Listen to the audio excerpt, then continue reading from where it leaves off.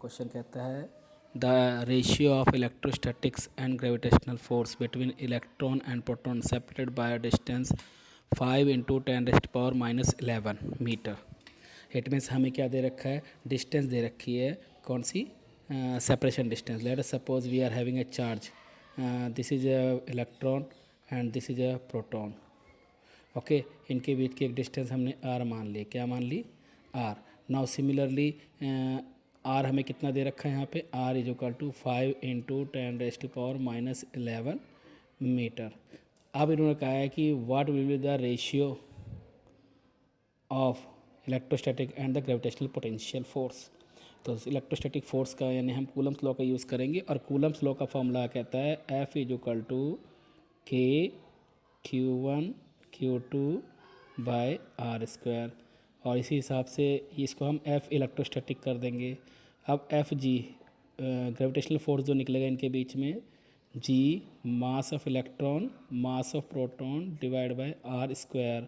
अब इन दोनों को अगर हम डिवाइड कर दें तो हमें मिल जाएगा Fe/Fg, that comes out to be K Q1 Q2 बटे में GME/MP। अब इनकी वैल्यूज़ हम यहाँ पुट कर दें जो क्वेश्चंस में ऑलरेडी हमें अवेलेबल है।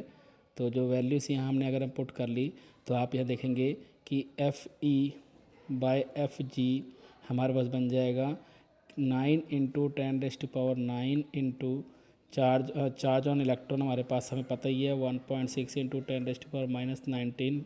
Similarly charge on proton 1.6 × 10⁻⁻19 divide by G 6.7 × 10⁻11 into ME mass on electron, mass of electron हमारे पास है 9.1 × 10⁻31 kg। And similarly mass of proton होता है 1.67 × 10⁻27। तो इसको अब हम सॉल्व आउट करेंगे और कैंसल्स आउट कर देंगे तो इसकी हमारे पास वैल्यू निकल जाएगी